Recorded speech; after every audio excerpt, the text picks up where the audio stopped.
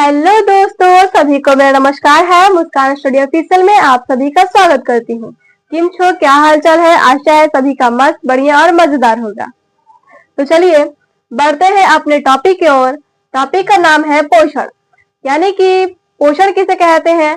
और पहले उससे जानने से पहले हम पढ़ेंगे कि जैव प्रक्रम क्या है। जैव यानी कि जीव और प्रक्रम यानी जीवों की जो क्रियाएं होती हैं, जिसे हम इंग्लिश में कहते हैं बायोलॉजिकल प्रोसेसेस कहते हैं। जैव प्रक्रम का अर्थ हुआ कि वे सभी क्रियाएं जिसके द्वारा जो है जीव अपने शरीर का अनुरक्षण करती है, यानी कि अपने शरीर का ही अपना ही अनुरक्षण करती है, उसे हम कहते हैं जैव प्रक्रम। जैव प्रक्रम में आखिर वो अपना अनुरक्षण कैसे करती है, हम ये समझेंगे। तो अनुरक्षण करने के लिए हमें जो है पहले भोजन करना जरूरी है, सांस लेना जरूरी है, परिवहन करना जरूरी है, चलना फिरना, वृद्धि करना जरूरी है। ये सभी क्रियाएं के द्वारा जो है पोषण, श्वसन, उत्सर्जन, परिवहन, वृद्धि एंड इन सभी क्रियाओं के द्वारा जो है ये जीव जो है अपना अनुरक्षण करते हैं। अब हम समझते हैं पोषण कि पोषण किसे कहते हैं। तो वह विधि जिसके द्वारा जो है, यानी कि वह विधि जिसके द्वारा जीव अपने पोषक तत्वों का उपयोग जो है अपने शरीर में ऊर्जा के रूप में करते हैं। अब करते हैं इसलिए है, इससे एक और क्वेश्चन बनता है कि आखिर जो है जीव वो पोषण क्यों करते हैं। तो पोषण इसलिए करते हैं कि बिना खाए हमारे शरीर में तो ऐसे ऊर्जा आएगा नहीं। ऊर्जा पाने के लिए, शरीर को एनर्जी देने के लिए हमें कुछ तो कुछ भोजन करना ही पड़ेगा ना।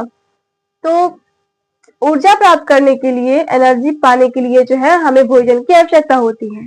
दूसरा कि भोजन के द्वारा जो है हम भोजन करते हैं, अच्छा आहार लेते हैं, तभी जाके हमारा शरीर जो है फला फूला, मोटा और तंदुरुस्त होता है और हमारा शरीर वृद्धि करता है, विकास करता है। यानी अच्छा, अगर मान लीजिए आप खाने या नहीं खाइएगा, आपको अच्छा से पोषण ही नहीं मिलेगा, तो क्या आप हेल्थी होंगे?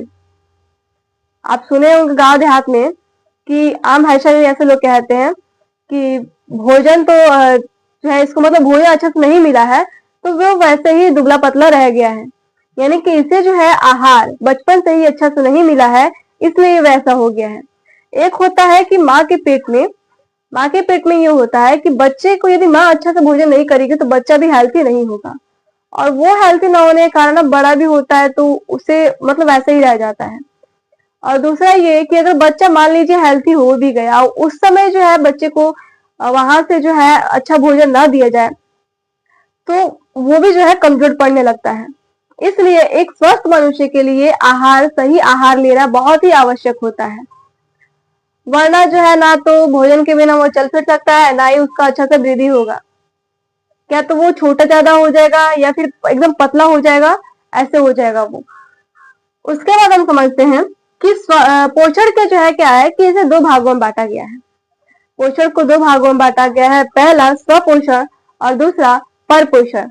स्वपोषण उसे कहते हैं कि वैसा पोषण जिसमें जीव अपना जो है भोजन स्वयं संश्लेषित करता है, उसे हम कहते हैं स्वपोषण। स्वपोषण को हम ऑटोट्रॉफिक भी कहते हैं, जो कि दो शब्दों से मिलकर के बना हुआ है। इसमें क्या होता है, हरे जो पेड़ पौधे होते हैं वो अपना भोजन स्वयं ही संश्लेषित करते हैं, न कि दूसरों की सहायता से करते हैं। तो हम इतना समझे कि स्वपोषण किसे कहते हैं। स्वपोषण हालांकि हरे पौधों में होता है। हरे पौधों में क्या होता है कि एक हरे रंग का जो है वर्णक होता है, जिसे हम पर्णहरित कहते हैं और या क्लोरोफिल कहते हैं। इसके कारण जो क्या होता है, उनका रंग, पौधों का रंग जो है पत्तियों का रंग यानी कि हरा होता है। अब हम समझेंगे कि ये परपोषण, जिसे हम कहते हैं हेटेरोट्रॉफिक कहते हैं। हेटेरो प्लस टॉपिक से मिलकर के वो बना हुआ है, जिसे हम हेटेरोट्रॉफिक कहते हैं, परपोषण कहते हैं।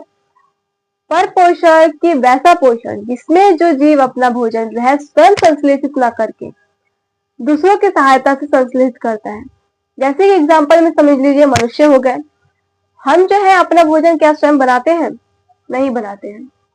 कैसे नहीं बनाते हैं कि जो है मान लीजिए जैसे कि आटा हो गया, चावल हो गया, वो खेत से आता है, उसके बाद जो है हम उसको पिसवाएंगे या जो भी क्रिया करने के बाद हम उसे बनाते हैं। लेकिन हरे पेड़ पौधे जो रहते हैं ये अपना भोजन स्वयं संश्लेषित करते हैं। हमें क्या है, हमें सामान मिलने के बाद ही हम अपना भोजन बनाते हैं।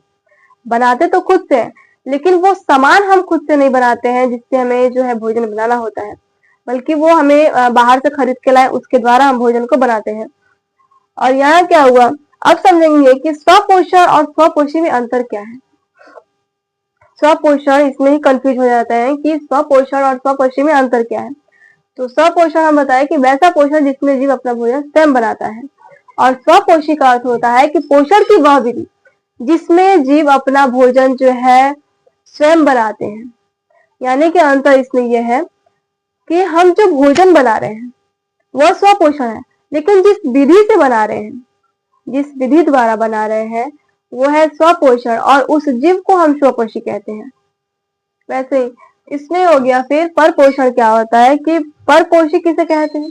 परपोषण और परपोषी में अंतर यह है कि परपोषण वैसा पोषण जिसमें जीव जो है अपना भोजन स्वयं नहीं बनाता है, बल्कि दूसरे के द्वारा बनाता है। और परपोषी का अर्थ हुआ कि पोषण की वह विधि जिसमें जीव अपना भोजन स्वयं ना बना करके दूसरों के सहायता से बनाता है, उसे हम परपोषी कहते हैं। परपोषी में मनुष्य हो गया, जानवर हो गया, कीट हो गए, और स्वपोषण में हरे पौधे हो गए। अब उसके बाद हम समझेंगे कि परपोषण जो है उसे भी 3 भागों में बांटा गया है, जैसा कि परजीवी है, मृतजीवी है और प्राणीसम है। परजीवी जिसे पैरासोटिक हम कहते हैं। पैरासोटिक यानी कि परजीवी का अर्थ हुआ कि वैसे जीव जो अपना भोजन जो है स्वयं नहीं बनाते हैं, बल्कि दूसरों पर जो है निर्भर रह करके अपना भोजन जो है निवास करके अस्थायी रूप से जो है वहां पे ग्रहण करते हैं, उसे हम परजीवी कहते हैं। और उसके बाद हमारा है मृतजीवी। मृतजीवी का अर्थ होता है कि वैसे जीव जो अपना भोजन जो है सड़े गले मृत पदार्थों से कार्बनिक पदार्थ के रूप में ग्रहण करते हैं, उसे मृतजीवी यानी कि सेप्रोफाइटिस कहते हैं। और इसमें क्या होता है परजीवी में जैसे कि अमरबेल हो गया, अमीबा हो गया, और मृतजीवी में बैक्टीरिया, कीटाणु, कवक, ये सभी जो है मृतजीवी में आते हैं। अब आते हैं प्राणीसम यानी कि हेलोजोइक। हेलोजोइक को हम जो है हिंदी में ही कहते हैं प्राणीसम, जिससे कि वैसा जीव जो है अपना भोजन जो है जीवों की तरह ही वो जटिल से सरल रूप में ग्रहण करते हैं, उसे हम कहते हैं प्राणी संपोषी। तो जिस प्रक्रिया के द्वारा हरे पौधे अपना भोजन बनाते हैं उसे हम कहते हैं प्रकाश संश्लेषण। आपको हम इससे पहले बताए हैं कि जो हरे पौधे जो होते हैं वो अपना भोजन स्वपोषण मतलब कि स्वपोषी रूप से बनाते हैं।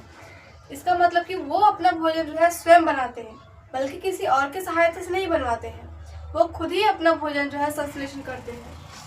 तो उस मूलभूत प्रक्रिया को हम प्रकाश संश्लेषण कहते हैं।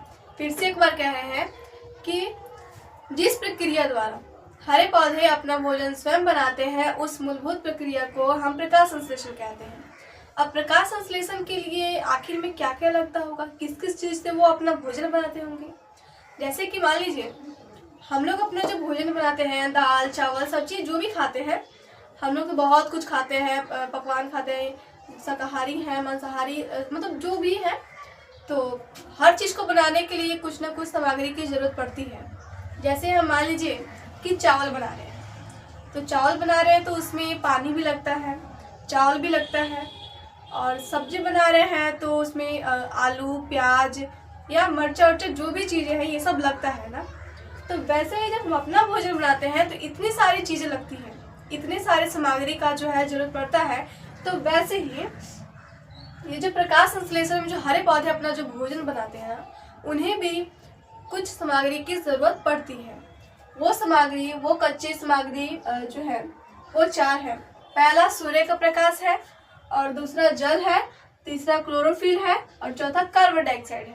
इन चारों के उपस्थिति में ही वो अपना भोजन बना सकते हैं, हालांकि वरना वो अपना भोजन नहीं बना सकते हैं। ये 4 सामग्री उनके पास होंगे तभी जाकर के जो है वो अपना भोजन बना पाएंगे, अन्यथा वो अपना भोजन नहीं बना पाएंगे।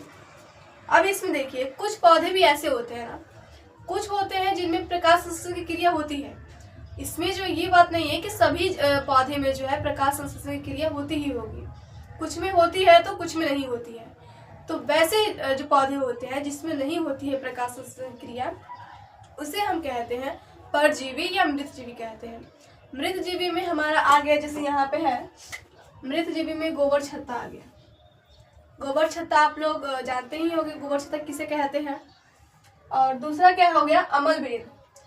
अमर बेल जो है एक पौधा है, ये जो लत्ती की तरह है ना फैलता रहता है, तो उसे हम क्या कहते हैं, परजीवी कहते हैं। प्रकाश संश्लेषण जो प्रकाशीय रासायनिक अभिक्रिया है, प्रकाश संश्लेषण क्या है, एक प्रकाशीय रासायनिक अभिक्रिया है। और फिर हम आते हैं कि इसमें जो है जो भोजन बना हुआ होता है, जो भोजन बन गया होता है प्रकाश संश्लेषण में, भोजन वो पत्तियों में बनता है, तो उसे हम क्या कहते हैं, जो मतलब कि वहाँ पे रहता है, संचित रहता है, उसे हम कहते हैं स्टार्च या मंड कहते हैं। अब प्रकाश संश्लेषण की क्रिया आप सोचेंगे कि कब होता है, तो प्रकाश संश्लेषण की क्रिया जो है वो दिन में होती है। इससे एक और क्वेश्चन बनेगा आप लोगों के मन में कि आखिर दिन में ही क्यों होती है, भाई रात को क्यों नहीं होती है, रात को भी तो हो सकती है ना, क्योंकि ये सब चारों चीज़ें हैं तो वो मिलती हैं। लेकिन रात को इसलिए नहीं होता है ना कि आपके पास जल तो है, क्लोरोफिल भी है एंड कार्बन डाइऑक्साइड भी है, परंतु सूर्य का प्रकाश नहीं है, क्योंकि सूर्य का जो प्रकाश है वो दिन में ही ना निकलता है, रात में तो नहीं निकलेगा। अगर रात में निकलता तो रात जो है वो अंधेरा नहीं होता बल्कि उजाला होता रात में। तो इसीलिए रात में जो है प्रकाश संश्लेषण की क्रिया हरे पौधे नहीं कर पाते हैं, क्योंकि उन्हें हम जानते हैं कि भोजन बनाने के लिए सूर्य का प्रकाश जो सबसे आवश्यक है, जल है, क्लोरोफिल है, कार्बन डाइऑक्साइड है। हालांकि सभी चारों जो है चारों आवश्यक है, लेकिन जो सूर्य का प्रकाश है ये तीनों तो इनके पास है, ऑलरेडी पहले से मिल जाता है। लेकिन सूर्य का प्रकाश जो है वो एक टाइमली मिलता है, सुबह यानी कि दिन में ही मिलता है, रात में नहीं मिलता है। तो जिस कारण से ये प्रकाश संश्लेषण की क्रिया नहीं करते हैं। इसमें एक चीज़ उल्टा हो जाता है ये कि जैसे कि हम पढ़े हैं कि जो पौधे होते हैं, आप लोग हमेशा से पढ़ते आएंगे, जो हरे पौधे जो है वो ऑक्सीजन छोड़ते हैं, क्या कार्बन डाइऑक्साइड नहीं छोड़ते हैं? हाँ, कार्बन डाइऑक्साइड भी पौधे छोड़ते हैं। जैसे कि सुबह में है, दिन में हम आपको बताएं कि दिन में जो है प्रकाश संश्लेषण की क्रिया होती है, प्रकाश संश्लेषण की क्रिया के पश्चात वो ऑक्सीजन छोड़ते हैं। लेकिन जब रात में प्रकाश संश्लेषण की क्रिया वो नहीं करते हैं तो उस समय वो कार्बन डाइऑक्साइड को छोड़ते हैं। इसलिए कभी भी किसी भी व्यक्ति को जो है पीपल के पेड़ के पास नहीं सोना चाहिए, या पीपल का पेड़ हो गया या अन्यथा कोई भी पेड़ हो, क्योंकि रात में जो है कार्बन डाइऑक्साइड हमें मिलता है जो बहुत ही हानि है। हम छोड़ते कार्बन डाइऑक्साइड है, और अगर कार्बन डाइऑक्साइड छोड़ रहे हैं वही ले रहे हैं तो क्या हम जीवित रह पाएंगे? नहीं, बल्कि हमारे लिए ही खतरा हो जाएगा वो। तो इसलिए जो है रात को किसी भी पेड़ पौधे के पास नहीं सोना चाहिए। गाँव में लोग खूब कहेंगे कि रात है बहुत अच्छी हवा बह रही है, लेकिन हवा तो बहेगा और हवा में कौन सा गैस है वो तो उन लोगों को पता ही नहीं है, बस ठंडी ठंडी हवा बह रहा है, जाके सो जाना है। तो ऐसी गलती कभी नहीं करनी चाहिए।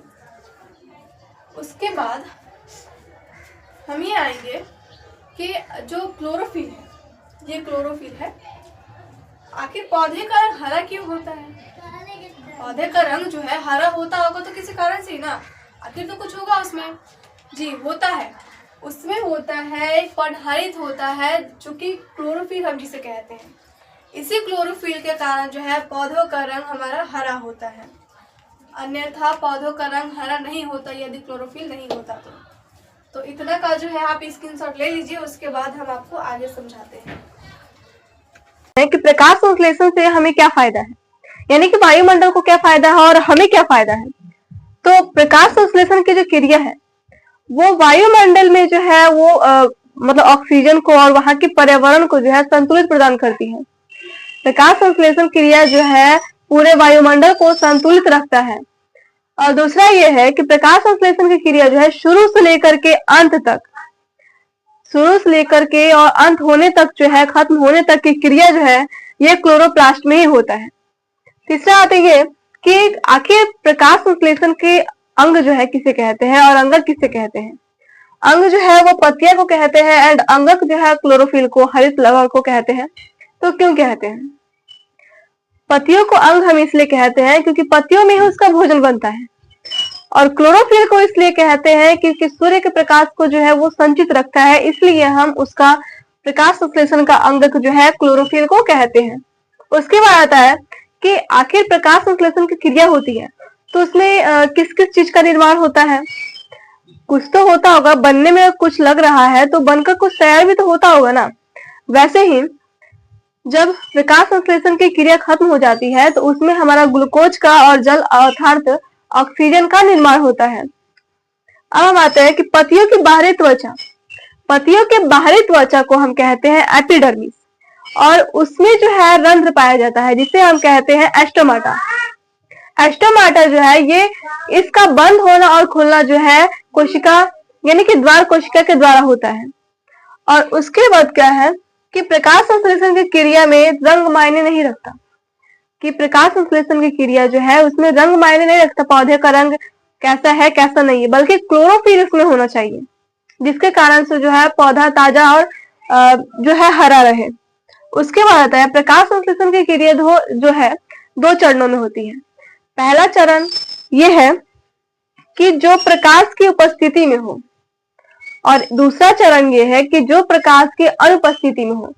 उपस्थिति का अर्थ होता है जैसे कि दिन में हो गया, तो दिन में जो प्रकाश संश्लेषण की क्रिया होती है वो हो गया उपस्थिति में, यानी कि प्रकाश संश्लेषण की क्रिया जो है जो दिन में होती है वो है प्रकाश की उपस्थिति में होती है, और जो नहीं होती है तो वो है रात को। रात में जो है पौधे जो है प्रकाश संश्लेषण की क्रिया नहीं करते हैं, जो कि बिना प्रकाश की इति में ही करते हैं, बिना प्रकाश की उपस्थिति में ही जो है ये अपना भोजन बनाते हैं।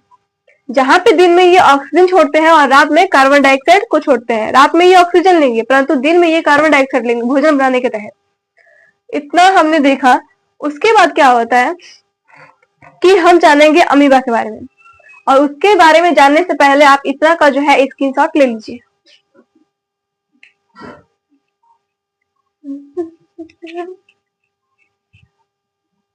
कि अमीबा जो है वो कैसा जीव है, ये अपना भोजन कैसे ग्रहण करता है, किसकी सहायता से करता है, इसके बारे में हम समझेंगे। और सबसे पहले हम समझेंगे ये कि अमीबा जो है वो एक कोशिकीय जीव है। एक कोशिकीय का अर्थ होता है कि वैसा जीव जो एक ही कोशिका का बना हुआ हो, और बहुकोशिकीय किसे कहते हैं तो जो बहुत सारी कोशिकाओं का बना हो, यानी कि एक, दो या दो से अधिक कोशिकाओं से बना हुआ हो, उसे हम कहते हैं बहुकोशिकीय। अब इसमें यह होता है कि हमारा शरीर कैसा है, तो हमारा शरीर जो है बहुत सारे कोशिकाओं के समूह से एक ऊतक का निर्माण होता है, और बहुत सारे ऊतकों के समूह जो है एक अंग बनाते हैं, एंड बहुत सारे अंग जो है अंग तंत्र बनाते हैं, और वही अंग तंत्र मिल करके जो है एक जीव का निर्माण करते हैं, जिससे हम जीव एक निर्माण हुए हैं। अब इसमें क्या होता है देखिए, यानी कि बहुत सारे टिश्यूज मिलकर बहुत सारे सेल मिलकर जो है टिश्यूज का निर्माण करते हैं। टिश्यूज मिलकर जो है वो ऑर्गन का निर्माण करते हैं, ऑर्गन मिलकर जो है ऑर्गन सिस्टम का निर्माण करते हैं, और वही ऑर्गन सिस्टम ऑर्गेनेशियम का निर्माण करते हैं, यानी एक जीव का निर्माण करते हैं। अब हम समझेंगे कि अमीबा के बारे में। अमीबा जो है वो एक कोशिकीय जीव है, और एक कोशिकीय के साथ साथ जो है वो एक मृदु जलीय जीव है। मृदु जलीय जीव है, और ये जो है अपना भोजन कैसे करता है, तो अपना भोजन जो है ये छोटे छोटे शैवाल, कवक, बैक्टीरिया के द्वारा कार्बनिक रूप में ये करता है ग्रहण। अब हम आते हैं भोजन किससे पकड़ता है ये। जब ये एक कोशिका है तो क्या ये भोजन तो पकड़ता होगा, भोजन करता ही होगा ना, क्योंकि कोई भी जीव जो है बिना भोजन किए नहीं रह सकते हैं, उनके जीने का जरिया ही है भोजन। तो ये अपना भोजन जो है कुटपाद के द्वारा पकड़ते हैं। और यहाँ पे इसका आकार कैसा होता है, तो इसका आकार जो है अनिश्चित होता है। इसका आकार जो है ये ऐसे करके, क्योंकि अनिश्चित इसलिए होता है ना क्योंकि इसका आकार ये एक निश्चित नहीं है कि ऐसा ही दिखेगा, बल्कि इसका भोजन जहां इसे मिलता है वो उस तरफ मुड़ जाता है ये, तो इसका आकार अनिश्चित होता है। और पोषण करने की विधि का है, तो इसके पोषण करने की विधि जो है वो 3 ही है। एक अंतःग्रहण कि भोजन को ये ग्रहण कैसे करता है, दूसरा है पाचन कि पाचन कैसे करता है भोजन का, और तीसरा है बहिष्कार यानी निष्कासन कि भोजन का जो है निष्कासन कैसे करता है, उसे बाहर कैसे निकालता है। अब हम ये समझेंगे धीरे धीरे करके कि अंतःग्रहण क्या है, पाचन कैसे करता है और बहिष्कार कैसे करता है। तो अंतःग्रहण में हम सबसे पहले ये जानते हैं कि उसके भोजन ग्रहण करने के लिए जो है कोई निश्चित आकार तो यह अंग नहीं होता है, क्योंकि हमारे भोजन करने के लिए एक निश्चित अंग है, मुंह है, जिससे हम अपने भोजन को ग्रहण करते हैं। लेकिन ये एक कोशिकीय जीव है, तो इसके लिए क्या भोजन करने के लिए कोई विशेष अंग है, तो विशेष अंग इसके लिए नहीं है।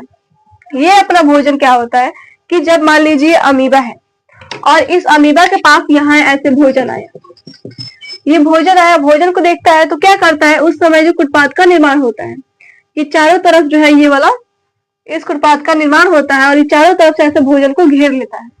भोजन को घेरने के बाद क्या होता है, ये अंदर ले लेता है, अपने अंदर जो है इसको ले लेता है, जिसे हम कहते हैं अंतर्ग्रहण। और इस भोजन को अंदर लेने के साथ साथ जो है वो जल को भी लेता है। अब हम आते हैं पाचन में आते हैं कि वो अपने भोजन का पाचन कैसे करता है। तो पाचन के लिए क्या होता है कि जब ये कुटपाथ के द्वारा भोजन अंदर आ जाता है तो उस समय रसधानी का निर्माण होता है, जिसमें वो विशेष एंजाइमों के द्वारा भोजन का पाचन करता है और कोशिका द्रव से क्या करता है, संपूर्ण शरीर में, संपूर्ण कोशिकाओं में पहुंचा देता है अपने। अब वहां पे हमने पाचन समझ लिया, अंतर्ग्रहण समझ लिया, उसके बाद बहिष्कार कैसे करेगा। तो ना तो इसके अंतर्ग्रहण यानी कि ग्रहण करने के लिए कोई विशेष अंग होता है और ना ही इसे बहिष्कार करने के लिए कोई विशेष अंग होता है। तो इससे क्या होता है, जब इसे निष्कासित करना है भोजन को, तो इसके लिए एक निश्चित अनिश्चित जो है छिद्र का, कोई अस्थायी छिद्र का निर्माण होता है, जहां से ये अपने भोजन का निष्कासन करता है। इतना हम समझे अमीबा का जो है पोषण की वर्णन, कि पोषण कैसे करता है, वो किसके द्वारा करता है, कैसा जीव है। उसके बाद इसका आप स्क्रीनशॉट ले लीजिए, उसके बाद हम आपको आगे समझाएंगे। तो चलिए अब हम ये समझते हैं कि पैरामीशिया कैसा जीव है, वो अपना भोजन कैसे ग्रहण करता है, किसके द्वारा ग्रहण करता है, इसके बारे में हम अच्छे से समझते हैं। पैरामीशिया जो है एक कोशिकीय जीव है। ये भी अमीबा और पैरामीशिया दोनों ही एक कोशिकीय जीव है, जो कि दोनों ही जो है अपना श्वसन अंग इनका क्या होता है, तो कोशिका झिल्ली होता है। और ये प्राणी समभोजी जीव भी है। सीधी सी बात कहें कि दोनों एक ही होता है। और उसके बाद क्या है, ये एक मृदु जलीय प्रोटोजुआ है। पैरामीशिया जो है एक मृदु जलीय प्रोटोजुआ है। इसका आकार जो है निश्चित होता है, और इसका आकार निश्चित होता है जो कि चप्पल के आकार की तरह होता है। हमारा चप्पल जो जैसे होता है ना, ये सेम ऐसा ही आकार का होता है। और इसका जो है यहाँ पे ये प्रचलन अंगक सीलियों से घिरा हुआ होता है, इसका पूरा शरीर। और ये जो है भोजन इनका, लेकिन पैरामीशिया में और अमीबा में यही अंतर होता है कि पैरामीशिया एक निश्चित आकार का है, लेकिन अमीबा अनिश्चित आकार का है। पैरामीशिया जो है अपना भोजन जो है ग्रहण करने के लिए एक निश्चित आकार से करता है, परंतु अमीबा जो है अनिश्चित आकार से करता है। तो उसी भोजन जो है पैरामीशिया जिस अंग से अपना भोजन ग्रहण करता है उसे हम कहते हैं कोशिका मुख या साइटोस्टोम कहलाता है। उसके बाद जो है आप इतना का स्क्रीनशॉट ले लीजिए, और आशा है कि आप सभी को बहुत अच्छा समझ में आया होगा। चैनल आपको अच्छा